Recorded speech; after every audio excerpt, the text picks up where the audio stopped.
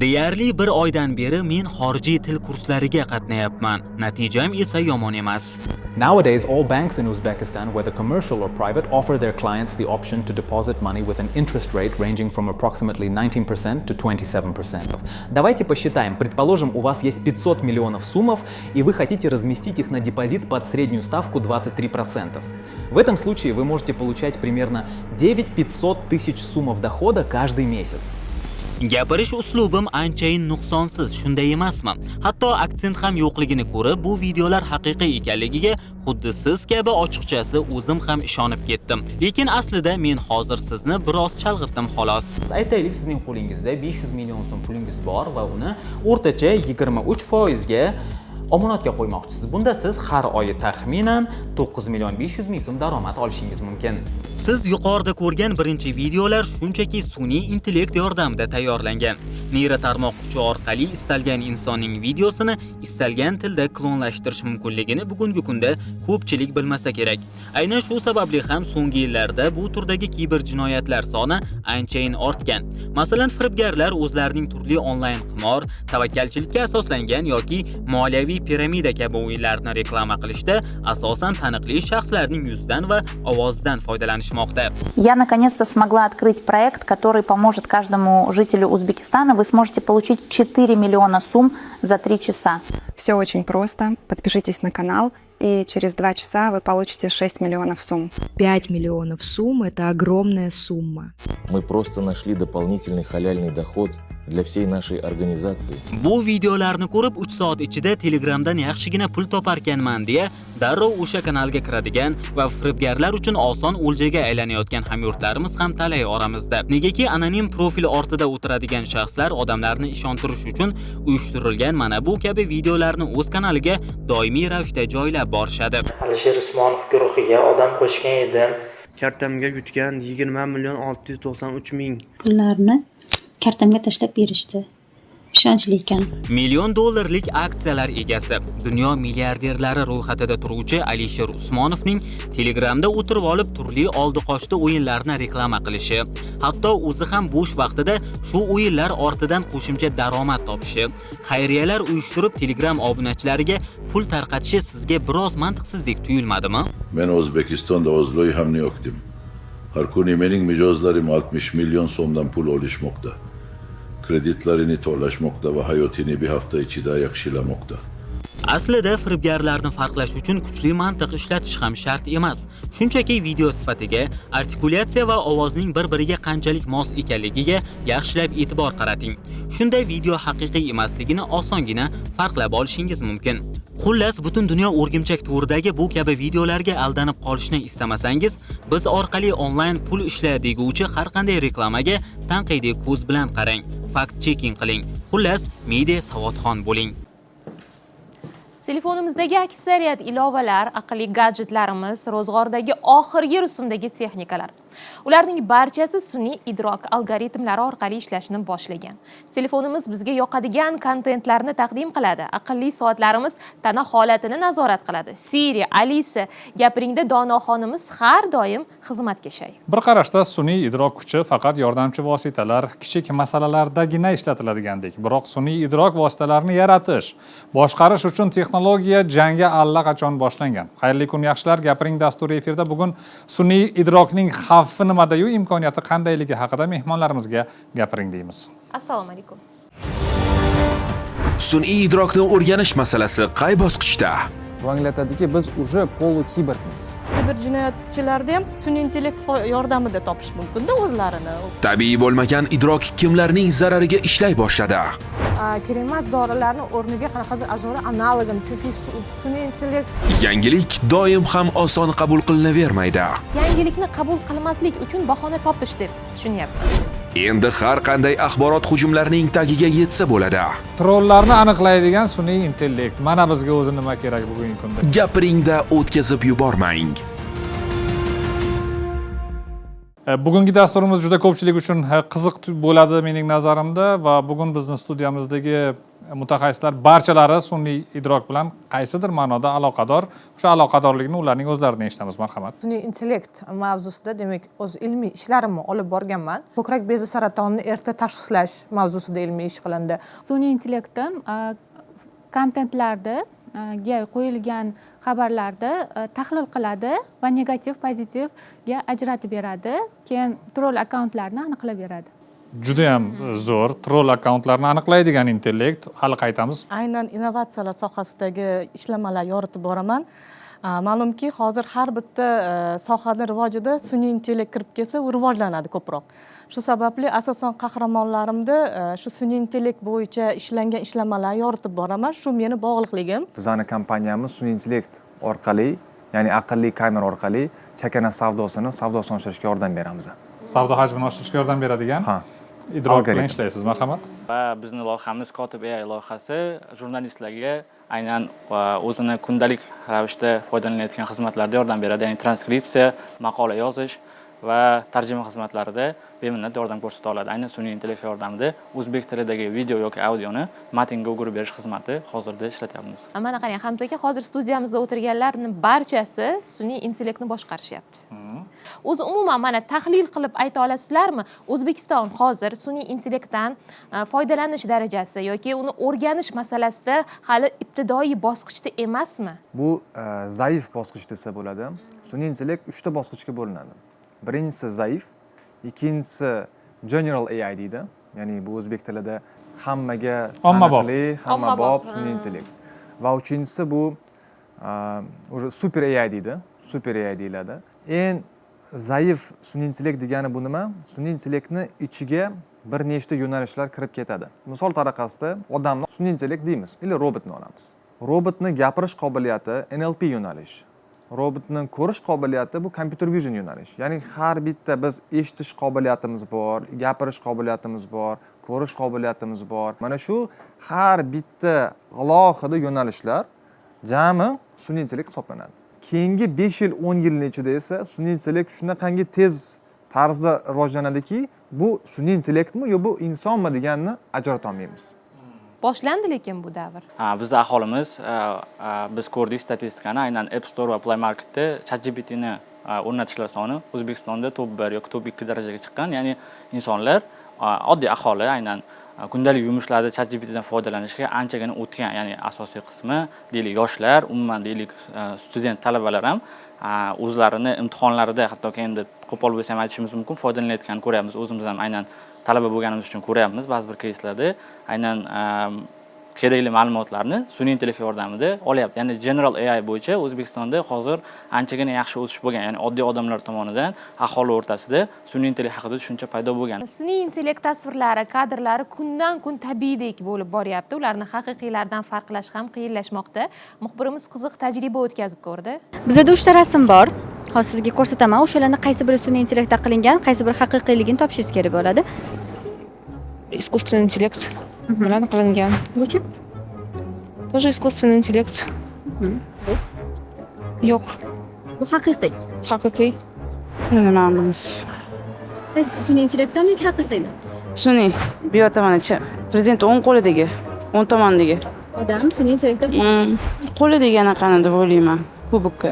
Так, chap tarafdagi sun'iy intellekt. Bu rasm полностью sun'iy intellektda. Bu ham sun'iy intellektda. O'zi siz sun'iy intellektdan yoki ChatGPTdan foydalanib turasizmi? Zararli tomonlari odam o'zini salohiyatiga ishonmay qo'yishi mumkin-da, o'sha vaqt o'tgan sayin. Chap tarafdagi sun'iy intellekt, o'ng tarafdagi haqiqiy bo'lsa kerak. Haqiqiy. Haqiqiy esa Sun'iy intellekt. Bu menimcha sun'iy intellekt. Живое menimcha kimni o'shagan. Menimcha hammasi sun'iy intellekt bo'lsa kerak. O'zi siz sun'iy intellektdan foydalanib turasizmi? Yo'q. Umuman foydalanib. Zararli deb hisoblayman. O'sha serverlarda o'sha qancha toza suvni, ichimlikni yo'q ishlatilishi o'shanisiga ham qarshi. O'zi bizda suv tanqis. Endi dunyoda ham o'zi shunaqa bo'lib turibdi. Haqiqiy. Haqiqiy. Haqiqiy. Haqiqiy. Bu sun'iy intellekt. Haqiqiy o'xshaydi. Sherbek, menda sizga savol bor. Bilamiz, siz jamoangiz bilan juda ko'p media kontentlar yaratyapsiz sun'iy idrok yordamida va hatto qaysidir klipni 4 kunda ishlaganingizni ham bilib hayron qoldim to'g'risi. O'zi mana hozir so'rovnomada qiziq fikrlar aytildi. Ya'ni sun'iy idrokni zarari haqida gapirilganda, unda serverda ishlatiladigan suv deb aytilyapti yoki Kulvordi bular o'sha gapda. Bu qay darajada asosli mana shunday fikrlar? Sun'iy intellekt serverlari juda ham katta joy egallaydi va energiya sarflaydi. Buni tan olish kerak. Bir taraflama to'g'ri. Lekin buni aynan sun'iy intellektni ishlatmaslikka sabab bo'la olmaydi. Baribir men suvni tejashim kerak deb sun'iy intellekt ishlatmaslik bu kulgili holat ham bo'ladi. Mencha nima deb tushunyapman buni? Yangilikni qabul qilmaslik uchun bahona topish deb tushunyapman. Lekin sun'iy intellekt turgan joyda qanchalik bosh qotirish shart? Bu ham bor-da, bu ham savol. Hozir men bir narsa o'ylab qoldim bu lavhani ko'rganimda. Biz kelajakda miyamizni boshimizning ichida emas, cho'ntagimizda olib yuradigan bo'lib qolsak kerak. Bu anglatadiki, biz уже polu-kiborgmiz. Ya'ni kiborg degani, когда robot bilan teng. Biz polu-kiborg. Siz o'zingizni kunlik tarzdagi telefon qilishingiz, tekst yozishingiz, otni jo'natmayapmiz-ku, jonivor jo'natmayapmiz-ku. Biz hammasi telefon orqali kunlik tarz muammomizni hal qilyapmiz. Bu polu-kiborg hisoblanadi. Biz buni tan olmayapmiz, lekin biz polu-kiborgmiz aslida. Endi tasavvur qilingki, sun'iy intellektdagi dunyodagi barcha o'sha nima deydi, ma'lumotni chipga kirgizib va dostуп internetga berib, insonni chip tarzida ulab qo'ysak-chi miyasiga. Butun dunyodagi informatsiyasi, agar informatsiyani qidirmoqchi bo'lsak, millisekundning ichida o'sha informatsiyani olsak nima bo'ladi, tasavvur qiling. Men nimaga olib kelyapmanki, Portlab ketadi miyamiz. Miyamiz qurib dovchaday bo'lib qolsa kerak. Ishlamaydi-ku chunki. Eng qizig'i shundaki, insoniyatda sun'iy intellektni orqali biz qisqa muddat ichida hali tarixda qilmagan ishlarni qilamiz. Hozir bu qanaqadir bir ertak deyishtilishi mumkin. Qaysidir organlarni klonирование, ya'ni o'zimizga o'xshagan insonni yaratish yoki esa o'zimizni bir uxlatib, keyin o'zimizni yosharib yoki ichimizdagi hamma kasallarni oldini olish nano robotlar deymizmi, boshqa deymiz, ertakdek eshitilishi mumkin. Lekin buni tagida turadigan narsa bu texnologiya va bilim. Hisobot topshiramiz ko'pincha. Hozir kunlar tez o'tyapti, tezroq ishlash kerak. Tezlashib ketgan zamon. Tezlashib ketgan hisobotda endi to'g'risi fikr kelmayapti. 4 ta qator yozdim, mana shuni qilmoqchimiz dedi. Ko'proq yozib berish kerak dedi, ChatGPTga aytdi. Shuni kengaytirib, ilmiy qilib yozib ber dedik, shunaqa chiroyli yozib berdi. Qotirib yozib berdimi? Qotirib chiroyli. O'zingiz yozganingiz ham unaqa yoza olmasdingiz. Unaqa yoza olmasdim to'g'risi. 5 sekund ichida yozib berdi. Mana sun'iy intellekt bo'yicha o'qitadigan bizda fakultet bor O'zbekistonda. Bu haqida juda ko'pchilik bilmasligi mumkin. Endi sohaga qiziqqan yoshlar ko'p. Masalan, shaxsan o'zimga ham qiziq. Qanday o'rgansa bo'ladi? O'zbek tilida ham qo'llanma darsliklar bormi? Birinchi o'rinda ingliz tilida o'rganganmiz o'zimizda ham, lekin hozirgi sun'iy intellekt imkoniyatlari orqali o'zbek tilida ham o'rganish imkoniyati paydo bo'lgan. Qaysidir sohaga o'rganmoqchi bo'lsak, video darslar ham bor, lekin hozir sun'iy intellekt yordamida biza o'rganish prosesimiz yana ham tezlashyapti. Nima soha o'rganmoqchi bo'lsangiz, birinchi ChatGPTdan yoki boshqa umuman AI dan so'rab ko'rasiz, yo'nalish beradi. Qaysi materiallardan o'rganishni yo'nalish beradi yoki o'zi ham o'rgatadi. Lekin uni limitlari ham bor. Ya'ni ChatGPTni biza juda ham kuchli deb tushunmasligimiz kerak. Ular ham gallyutsinatsiyaga uchraydi. Ular ham adashadi ba'zida. Qaysi holatlarda ularni gallyutsinatsiyaga uchratish mumkin? Shuni ayting, men bir sinab ko'ray. Qiyinroq savol bergan bo'lsangiz, sohangizni juda chuqur biladigan bo'lsangiz, o'sha soha bo'yicha qiyinroq savol berib ko'radigan bo'lsangiz, harakat qiladi javob berishga, lekin ba'zida aldab yuboradi. Aldab yuboradi. Vaziyatdan chiqish uchun aldab yuboradi. Juda ko'p bunaqa holatlarga duch keldim. Shu dastlabki qismda o'sha razravodchilar o'zi ularga o'rgatish boshlashgan. Ya'ni internetga bor deb o'rganib kel deyishgan. Ya'ni internetga dostуп berishgan, mana manbalarni ko'rib chiq degan, manbalarni o'rganib chiqib, shu tarzda dastlabki bilimlarni yig'ib olgan. U yog'iga hozirgi kunda odamlarning feedbackidan, odamlar bergan fikridan yana ham o'zini to'g'rilab boradi. Chunki ba'zida xato bergan payt, yo'q, sen bu joyda xato qilding, aslida bunaqa bo'ladi desa, keyingi safar boshqa odam so'raganda to'g'riroq, aniqroq javob berishga harakat qiladi. U a'lochi shogird. Samo обучаемый o'zini o'qitadigan tizim. Demak, qarang, biz so'rov yubordik va u yerda xato ma'lumot keldi va shuni xatoligini anglagan holda unga tushuntirishimiz kerak ekan. Ya'ni bu xato ma'lumotligini va uni to'g'ri ma'lumotini kiritib ham ketishimiz kerak ekan. O'zimiz hissa qo'shish uchun. Sizdan keyingi odam so'raganda o'sha sizning fikrlaringizni ham xulosalarga qo'shadi u. Yaqinda Adliya vazirligi AI Lex.uz sun'iy intellekt javob beradi loyihasini ishga tushirdi. Umuman bugun O'zbekiston sud huquq tizimida sun'iy idrokdan foydalanish allaqachon boshlangan. Lavhada ko'ramiz hozir. Yaqinda qozog'istonlik yigitning sudda sun'iy intellekt yordami bilan g'olib bo'lgani ko'pchilikni hayratga solgani bor gap. 23 yoshli Kenjabek Ismoilov ChatGPT dan o'zining advokati sifatida foydalanib, uning maslahatlari asosida yo'l tutgan. Natijada yigitga nisbatan belgilangan jarima bekor qilinishiga erishilgan. Neyro tarmoqlardan sud huquq tizimida foydalanish bugungi kunda O'zbekistonda ham yo'lga qo'yilgan yangiliklardan biri. Aytaylik, siz biror kim bilan sudlashyapsiz, lekin advokat yollashga yoki undan maslahat olishga imkoningiz yo'q. Bunday paytda siz adolat.sud.uz saytidan shaxsiy kabinet ochishingiz va u yerdagi onlayn chat botdan foydalanishingiz mumkin. Mazkur bot 24/7 rejimida sun'iy intellekt orqali ishlaydi va sizning sud jarayoni bo'yicha istalgan savolingizga huquqiy javob bera oladi. Bu loyihani biz 2024-yilda amalga oshirdik. Hozirgi kunga qadar ushbu chatbotdan foydalanuvchilar soni ancha-muncha ko'tarilgan. Bundan ya'ni advokatlar ham aktiv foydalanib kelmoqda bugungi kunda. Bundan tashqari raqamli sud konsepsiyasi asosida bugungi kunda yana bir yangi platforma loyihasi ustida ishlanmoqda. Mazkur platforma ham to'liq sun'iy intellekt orqali ishlaydi va fuqarolarning sud huquq tizimidagi barcha savollariga javob berishi, ehtimoliy vaziyatlarni oldindan prognoz qila olishi mumkin. Shuningdek, endi O'zbekistonda kriminologiya sohasida ham ilk bor sun'iy intellektdan foydalanish yo'lga qo'yilmoqda.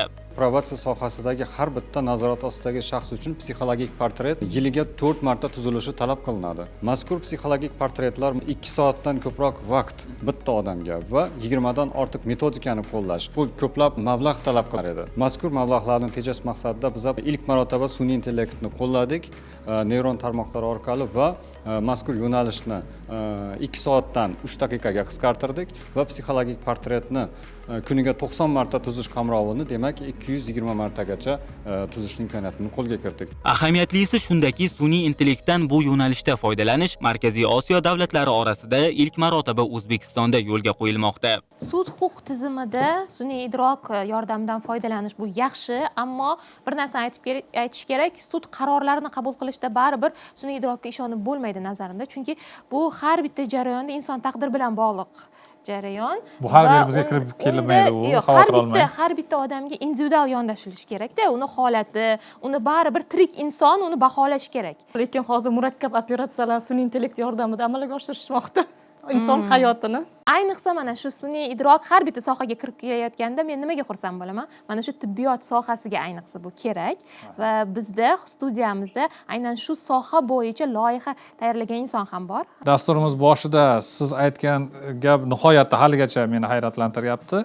Saratonni erta bosqichda hech qanaqa simptomlarsiz aniqlash imkoniyatini beruvchi sun'iy intellekt ustida ishlayapman dedingiz. Biz iltimos qildik, shu ayollar sog'lom bo'lsa ham, ya'ni loyiha doiramizda borib iltimos ko'ngilli bo'lib bizga tasvirga tushib bering. Va biz demak o'sha klassifikatsiya davomida sog'lom va bemor ayollarni tasvirini ko'rdik.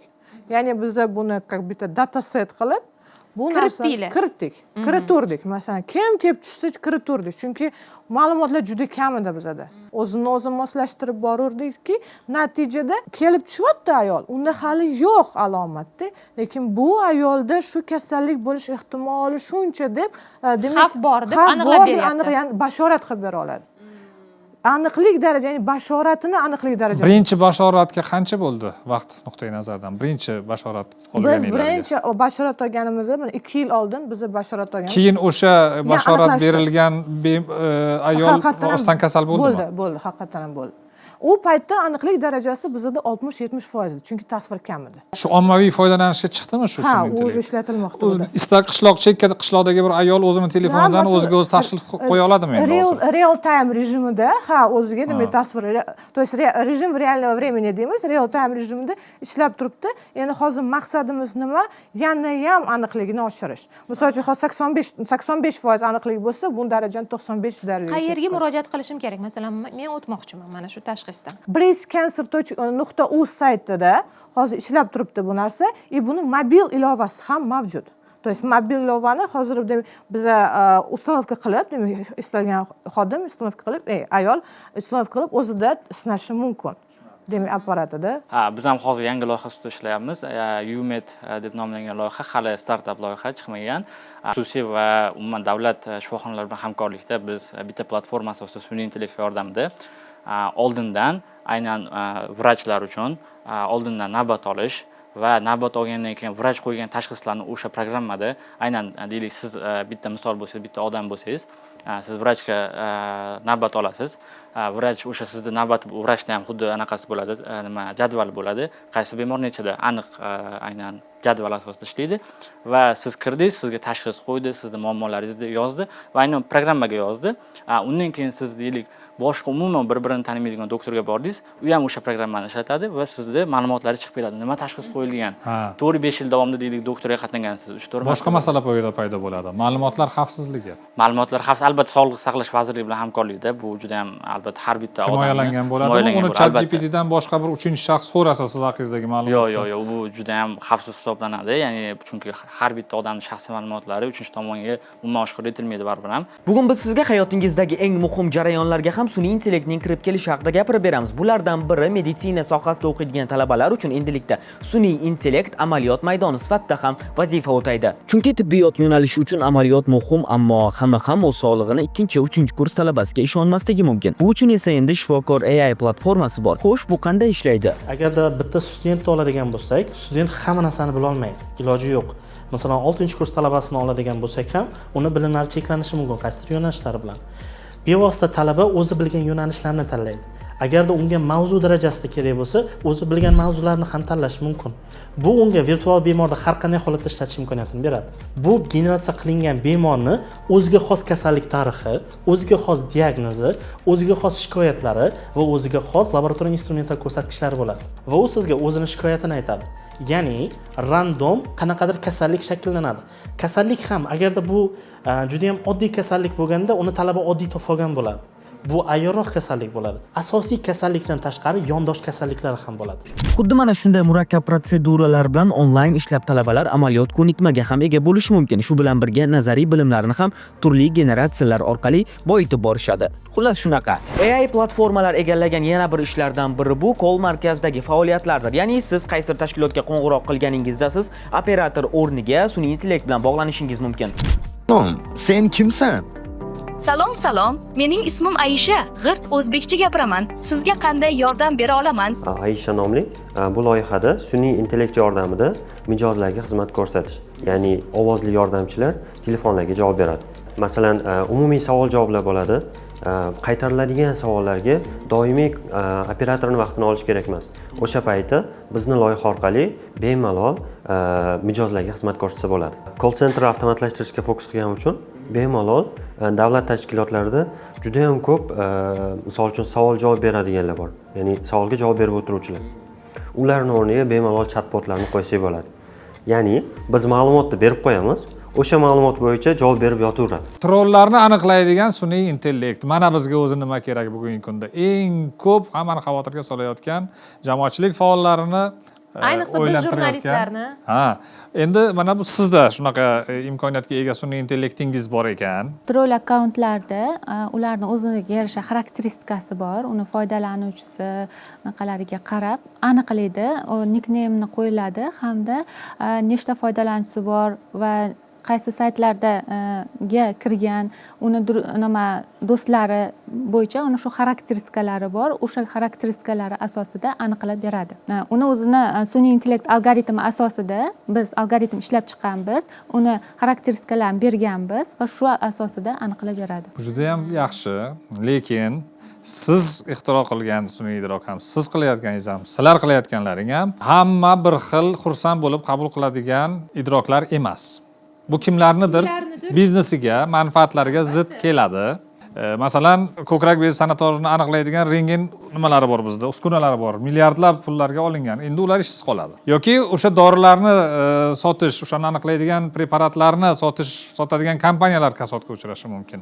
Qaysidir amaldorlar uning trollari fosh bo'lishidan qo'rqadi va tish tirnog'i bilan yopishadi. Shunaqa holatlar uchrayaptimi? Yo'q, hozirgi kunda unaqangi e'tirozlar uchragan yo'q. Navarot bu ishimizga qiziquvchi tashkilotlar ortib borgan, chunki ko'plab tashkilotlarga troll akkauntlar orqali hujumlar bo'lyapti ko'p insonlarga va ular qiziqib mana shu narsalarni oldini olishga qiziqishyapti. Yana postlarga qo'yilgan kommentariyalar, ya'ni izohlarga berilgan kommentariyalarga ham odamlarda o'sha negativ pozitivligiga qarab qiziqishlari ortib boryaptiki, bu dasturga shuni oldindan aniqlab, foizini aniqlashsa-da, shuni oldini olishsa, ya'ni bizni dasturimiz sun'iy intellekt asosida ishlab, shu oldindan negativ pozitivligini aniqlab beradi hamda u aynan troll akkauntlarni ham aniqlash yordamida uni chetlashtirish, olib tashlash imkoniyatini beradi. Ya'ni negativ yozilgan post insonlar tomonidan aynan o'sha qaysi nimadan kelayotganini manbadan adresdan kelayotganligini ham aniqlab beradi. Bizani holatda misol uchun kerak emas dorilarni marketing qilib bunday tiqishtirishadi-ku, qimmat dorilarni. Bizani dastur ham tavsiya beruvchi xarakterga ega bo'ladi-ku. Misol oldindan bashorat qilib, ham o'zi tavsiya beradi. Misol uchun balki shu kerak emas dorilarni o'rniga qanaqadir azori analogini, chunki sun'iy intellekt qo'pol qilib aytadigan bo'lsak, avtomatlashtirish orqali hattoki korrupsiyani ham yo'q qilish mumkin. Bu ko'ryapmiz, ya'ni O'zbekiston davlat tizimlari ko'pi aynan avtomatlashtirish tizimiga o'tgandan keyin korrupsiyaga keskin nuqta qo'yildi desa ham bo'ladi. Ya'ni shaffoflik, inson omili kamayib, inson omili kamaygandan so'ng albatta bu narsalar avtomatik tarzda hal ma'lum bir bo'ladi. vazifalar avtomatlarga topshirilgandan keyin har safar sun'iy idrokka biror tasvir yasashni yoki ma'lumot berishni so'rasak, asosan xorijiy tildagi manbalar asosida ma'lumotlar beradi yoki tasvirlari, qiyofalari o'zbekka o'xshamaydi. Tan olish kerak, u bizni yaxshi tanimaydi. Chunki ba'zasida biz haqimizda o'zbek tilida ma'lumotlar yetarli emas. Sun'iy idrok o'zbek tilidagi manbalar bilan boyitish, o'zimizni tanitish uchun nimalar qilishimiz kerak? Bu narsa bo'yicha o'zim fikrimni bildirib o'tsam, aynan aytib o'tdingiz, xorijiy tildagi manbalarga tayanadi deb. Nima uchun tayanadi? Chunki internetdagi asosiy ma'lumotlar aynan ingliz va boshqa dunyoning asosiy tillarida hisoblanadi. Biz boya aytib o'tdik, bu masalani ya'ni o'zimiz ChatGPT ga to'g'rilash orqali to'g'rilashimiz, ya'ni unga o'rgatishimiz mumkin va qo'shimcha tarzda endi kattaroq, kengroq qaraydigan bo'lsak, biz ko'proq saytlardagi ma'lumotlarimizni kengaytirib, o'zbek tilidagi kontentni ko'paytirish orqali aynan sun'iy intellektga ko'proq baza yaratamiz. Investitsiyalar mana shu yo'nalishlarga davlat grantlaridan yoki davlatdagi fondlardan ajrashdan tashqari, ya'ni xususiy fondlar, katta fondlar bunga pul ajratishmaydi. Sababi esa, xo'p, ajratsak, o'zbek tilida bo'lsa, bu necha million auditoriya? 40 milliondir, 35 milliondir, 20 million. Xo'p, buni ingliz tilida qilsa necha million auditoriya? Ya'ni oqlamaydi demoqchisiz. To'g'ri. Lekin baribir hech bo'lmaganda o'zimizga tegishli ma'lumotlarni biz to'ldirish, o'zbek tilida to'ldirish. Ya'ni biz chunki biz uchun boshqalar xolis ma'lumotni yarata olmaydi baribir. Sun'iy intellekt hammamiz ishimizni olib qo'yadi deb xavotir olyapmiz, to'g'ri, lekin bu bizni qo'rqitayotgani yo'q. Bizda mana bir nechta lavha ketdi ko'rsatuvimizda, sun'iy intellekt ham bizga muxbirlik qilyapti. Ko'ramiz. Samarqand nonlari bu qadimiy va navqiron shaharning dovrug'ini tanitgan eng yorqin ramzlardan biri. U faqat iste'mol mahsuloti emas, balki bu meros, bu brend. Xuddi Registon kabi. Samarqandning Galasiyo mahallasida bir xonadon bor. U yerda non pishirish sirlarini avloddan avlodga uzatib kelishadi. Bu xonadon bekasi esa Sojida opa Abdullayeva. Uning aytishicha, bu nonni tayyorlashda sirli hech narsa yo'q. Un, suv, tuz, xamir turish. Qolganini e'tibor, baraka va sabr matonat qiladi. Ilgari xamir qo'lda qorilgan, hozir esa apparatda 40-50 daqiqada tayyorlanadi. Keyin qo'lda mushtlanadi. Xamir 12-14 soat tindiriladi va eng muhimi gazda emas, mevali daraxtlarning o'tinida, tandirda pishiramiz, deydi qahramonimiz. Shunday tinimsiz mehnat bilan kuniga 80 dona non pishiriladi. Sayyohlar bu nonni yaxshi ko'radi. Bozorda esa nonlarimizni yarim kunning o'zida tugatib qaytamiz. Balki bir kun kelib Ronaldo va Messi ham Samarqandga kelib aynan Samarqand nonlarini olib ketar, deydi kulib. Bugun Samarqand noni bozordagi eng xaridorgir mahsulot. Bu xalqning ruhi. Bu bizning iftixor.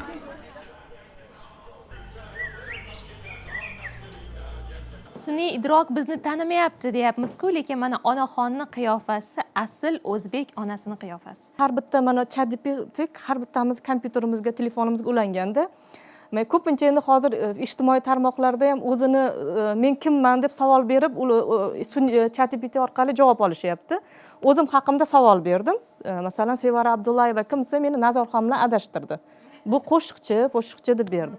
Yo'q, men shu-shuman desam, keyin u kompyuterimizda ham mana ChatGPT tahlil qilishga ega-da. Kompyuterimiz, Facebookda ham tahlil qilib, to'g'ri ma'lumotni beradigan bo'lgan.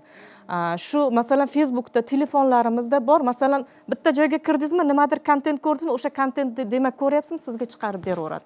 Biz shu bilan yashaymiz endi. Faqat uni to'g'ri qabul qilishimiz kerak va undan oqilona foydalansak, sun'iy intellekt menimcha mukammal darajada rivojlanadi bizda. Ana endi hozir sun'iy intellekt haqida Yulduzxon, mening o'zim mana faoliyatimiz davomida foydalanganlarim yoki jamiyatimizda ko'rayotganlarimdan kelib chiqqan xulosam shuki, bugun sun'iy intellekt uncha-muncha suhbatdoshdan, uncha-muncha amaldordan yoki mas'uldan ko'ra xolisroq javob beryapti savollarga. Chunki uni yo'qotadigan narsasi yo'q, uni kreslosi yo'q, uni amali yo'q. Shu uchun u ancha-muncha ishonchliroq ham bo'lib qoldi. Qaysidir ma'noda savol so'rash nuqtai nazaridan, fikr so'rash nuqtai nazaridan. Keling foydalanib ko'ramiz. Bizda haligi Donaxonimizni olimtoyi bor bu yerda, otasi bor, Umidjon. Keling, o'sha sun'iy intellektni yoqib bering-da bizga. Ko'rsatuvimiz haqida so'ramoqchiman sendan. Gapiring tok shousi haqida so'ramoqchiman sendan. Bugungi zamonaviy tok shou talablariga ushbu ko'rsatuv qanchalik javob bera oladi? Bu ko'rsatuv bilan zamonaviy tok shou talablarini yo'lga qo'yish mumkin. Muhimi, auditoriyaga qiziqarli mavzular va interaktivlikni taqdim etish. Texnologiyalar va jonli muloqotlar orqali tomoshabinlarni jalb qilish lozim. Ya'ni taklif ham berib ketyapti. Taklif berib ketyapti, lekin aytmadi-da baribir. Bahoni aytmadi.